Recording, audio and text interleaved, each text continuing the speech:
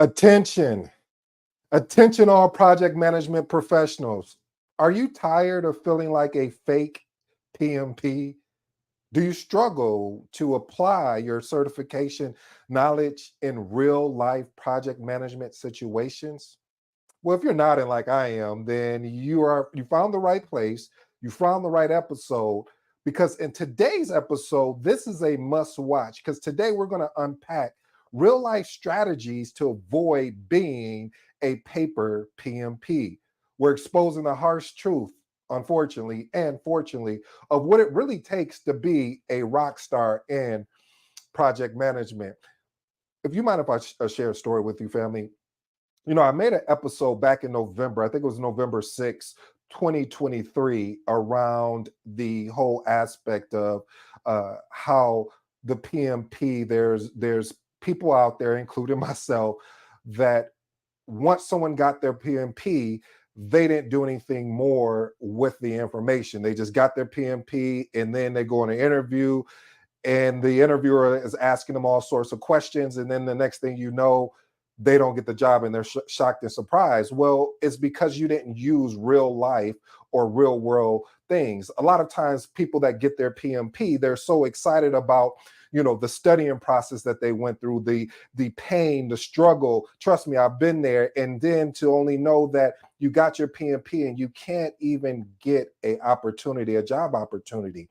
And then you're tested a lot too when you get your PMP. I used to think like, oh, I get my PMP, and now everybody's asking me PMP type questions like, so what's the difference between qualitative and quantitative risk? And you don't recall some of that information at times. So today, my goal, my thought process, and if you're new to this episode, is really to unpack today's episode title, which is entitled How to Avoid Being a Paper Project Management Professional. Again, how to avoid being a paper project management professional, or what we call PMP. Now, let me park here parenthetically, family, and let you know that a paper PMP is somebody that gets their project management certification again, and they're not able to articulate that what they've learned through the PMP into real life. So we're going to give you some good things that you can use starting today. I'll give you tomorrow, I'll give you tonight to think it over, but I hope the next day that you'll do something with it. Point number one. Oh, I'm being rude. I forgot to introduce myself. Hey, I go by the name of ED. For all you smart and intelligent folks, I'll just keep it simple and frank. That just simply means Ed. I'm going to take you through an 8-point framework that I really recommend that you use. First point: launch a project management YouTube channel. Can't you tell that I eat what I talk about? I truly believe in this. I truly know that by me starting this channel a year ago, almost a year ago, more than a year ago, excuse me, it really forced me to pick up a couple books that I actually have sitting over here. One of them is, and I'm going to grab it while we live, I had to pick up this book because this came out, and this is going to be specifically for CAPM. And then, of course, this is PMBOK 7 or whatever they want to call it. And then, of course, the PMBOK 6. I actually live what I'm talking about. So, because I don't want to be considered or what they call a fake PMP. And also, while we're at it, we might as well give a shameless plug to the Magnetic Project Manager. Again, the Magnetic Project Manager, you can pick that up at any of your bookstores. Now, back to today's topic. So launch a project management YouTube channel. The reason why I launched my YouTube channel around project management, because this is something I've been doing for more than a decade, and it only made sense to really talk about this. And now it gives me opportunity to really dig into the PMBOK 6 and PMBOK 7, or whatever they're calling this guy. But it really gives me a chance, and it forces me to learn new things. As I'm coaching and teaching and training people now, I'm closer to the information than I ever was. So here's an actionable step. Develop content strategies that address the needs and interests of your target audience, and invest in high quality video. Listen, family, I'm gonna be honest with you. I didn't want to get on video. It wasn't that I was scared or afraid. It was just like, I don't want to do that. They say the number one fear is public speaking. Never had no problem with that. As you can tell, that I will speak and talk, but I was just like, I don't know if everybody, I'll just do a podcast. So I was taking the easy way out. So what I recommend, family, actionable step: go and create content around project management, especially if you after you received your PMP, because what it's going to do is going to force you to go back through some of that study material that you had to study in order to get your PMP. Point number two, launch a project management mentorship program. Listen, develop it when you develop a mentorship program.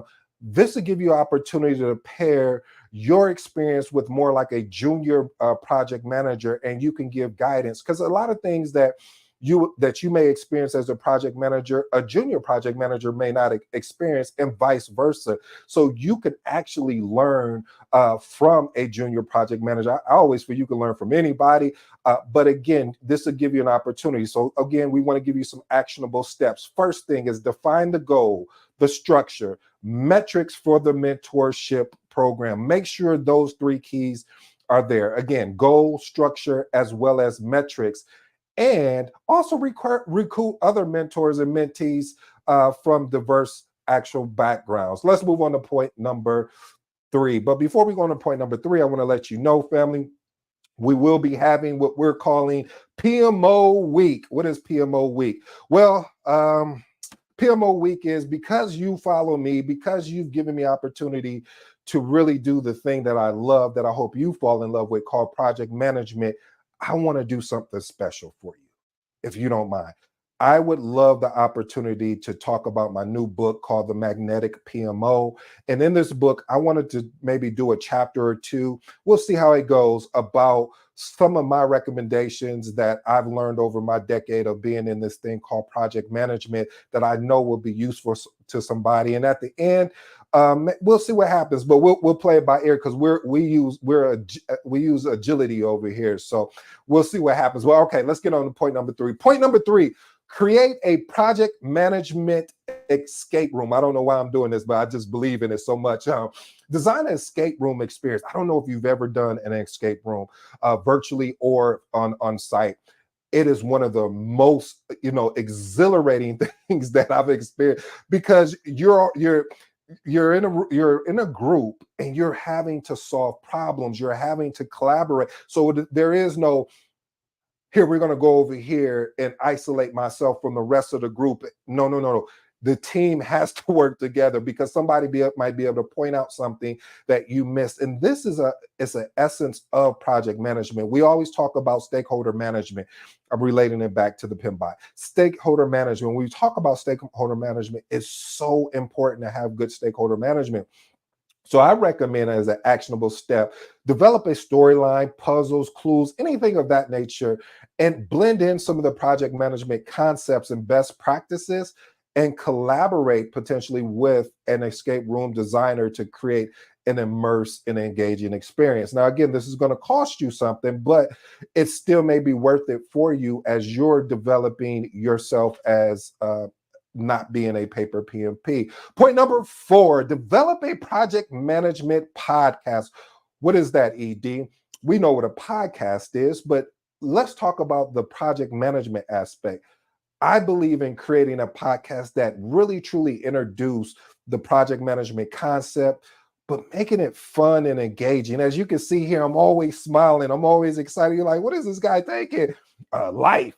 I'm just thankful and grateful that I get to do something that I love, that I enjoy doing on a daily basis. There's two things, project management and personal development are the ones that arrested my attention and kept me moving forward and going forward. So developing a content plan around some of the project management terms that you don't really fully have a grasp on. What this does for you is, as you're doing your homework, your research, you're able to articulate it out. One of the things that has helped me a lot along this journey, family, is having the ability to teach. In teaching, it forces me to learn, and forcing me to learn, meaning to make sure I am saying the right things to you, audience, because I want to ensure that we're all on the same page. I want to make sure that if you go to another project management channel, you say, oh, there's nothing like ED out there. So again, I want to make sure that I'm delivering and providing you great and amazing content. All right, let's move on to point number five. Lead by example. I'm living and breathing everything I talk about. I don't give you as they say, sky in the pie, pie in the sky type thing. Anything that I'm talking about, I'm literally doing. And I want to thank, again, this is be a special shout out. I'm gonna give him another one to Phil, because he's the one that helped guided me on this path. So, point number 5, lead by example. Demonstrate the PMP principles, best practices in your daily work, and setting a positive example for your team members as well as colleagues. Here's a recommendation or actionable step: consistently apply PMP methodologies, tools, and techniques in your project. But watch this, family. See if you could explain it to somebody that is not even aware of what project management is. Yeah, because a lot of times I feel that we can get so caught up in the artifacts of what this is about project management, but can we boil it down to that if someone never even knew what project management was, that they would understand what it is? Point number 6, this is my favorite. Seek out mentorship from an experienced project manager. Listen, family, I told you I have a decade or more in this thing that I love, that I hope you fall in love with, called project management. But do you know I have a trainer? Do you know I have a coach? I have a mentor in project management? Yes, me.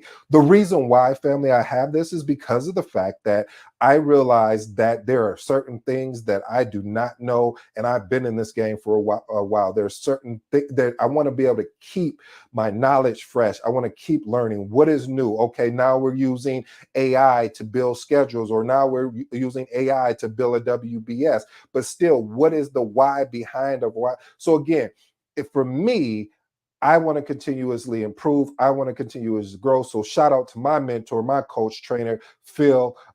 He has really poured into me to help me grow as a project manager, actually. And he's, again, one of the reasons why I wrote this book, The Magnetic Project Manager, and my second and third book, which is The Magnetic PMO and The Magnetic Apprentice Project Manager, coming soon. So anyway, family, identify potential mentors within your organization, your professional network, your PMP community, and reach out to them to see if you can establish a mentorship relationship. Listen, I believe if you don't have a mentor, coach, or trainer, you're playing.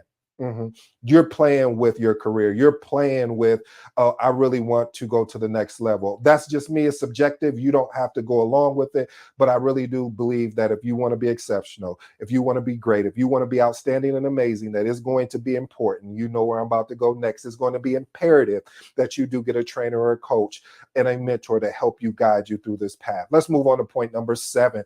Participate in project management communities. Listen, it's very important too, family, that when you because if you find yourself getting away from the information, that's why it's good to be part of communities. Communities are really huge, because if you're in the right community, they're going to want to push you in a healthy way. They're going to say, hey, what have you been studying this week or learning on project management? Is there any tools out there that we need to be aware of? Is there any changes from the of how projects are being led? So you being part of a project management community is always a great thing, because you get to really learn from people. One of the things I used to do in for my project management communities, when I was looking for a job opportunities, I would say, hey, has anyone been out interviewing? What are they looking for as far as from a leader in a project management? Are they focusing more on soft skills, or are they more focused on hard skills, or is it a blend or a hybrid approach? So again, having a community is going to definitely be strong. Let's move on to point number 8. Again, pursuing continuing education and certification. Listen, just don't stop at your PMP. Just don't stop at your CAPM if you're going at that. Just don't stop at getting your ACP.